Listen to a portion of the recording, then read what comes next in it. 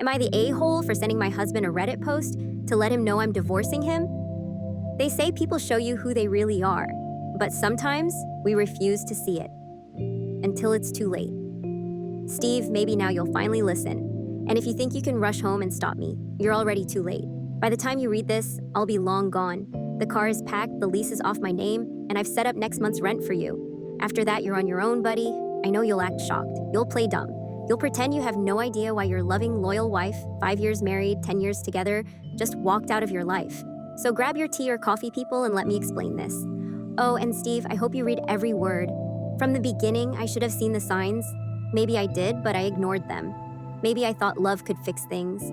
Maybe I thought marriage meant loyalty, commitment, effort.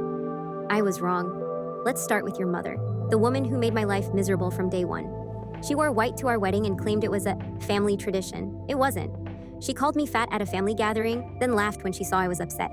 She accidentally threw away my grandmother's necklace because it looked like cheap costume jewelry. And you?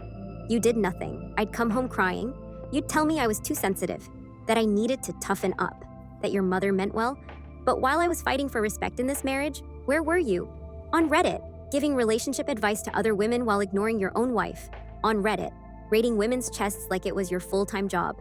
At first, I didn't believe it. You always had your phone glued to your hand, always scrolling, always typing, but I never suspected anything. Then one night, I saw a glimpse of your screen. It was a post, a picture of a woman barely covered, and right under it, a comment from you. 8.5, but could be a 9 if they were perkier. My heart dropped. I tried to tell myself it was just one comment, just a stupid, meaningless thing. Until I searched your username, until I saw all of them. Page after page of you judging women's bodies like you were some kind of expert. Descriptions of what you liked, what you didn't like, what was too much or not enough. Hundreds of ratings, hundreds of conversations with other men debating whose chest was perfection and whose was a disaster. You had more interactions rating women's chests than you did talking to me in the last year. And the worst part? I wasn't supposed to know, but I did. I am 5 months pregnant with our daughter, and suddenly everything became crystal clear. Your mother, your perfect, sweet, controlling mother, started talking about how she'd need to whip the girl into shape because I was too soft. I told you this made me uncomfortable. You laughed. I told you I didn't want our daughter being raised under her influence. You dismissed me. Then came the final betrayal. We talked about childcare. And you? You suggested your mother should watch our daughter full-time.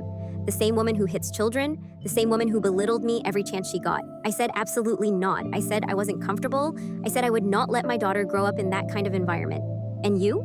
You snapped. You called me paranoid. You told me to get over it. You told me your mother was going to be in our daughter's life whether I liked it or not. And that's when I saw the future. A little girl trapped in the same cycle I was. Being criticized, belittled, humiliated in her own home. A father who would watch it happen and say nothing. A mother who once believed she could fix things, only to realize she was just as trapped. And that's when I knew. I refused to let that be our daughter's life. And let's talk about one last thing. The day of our first ultrasound.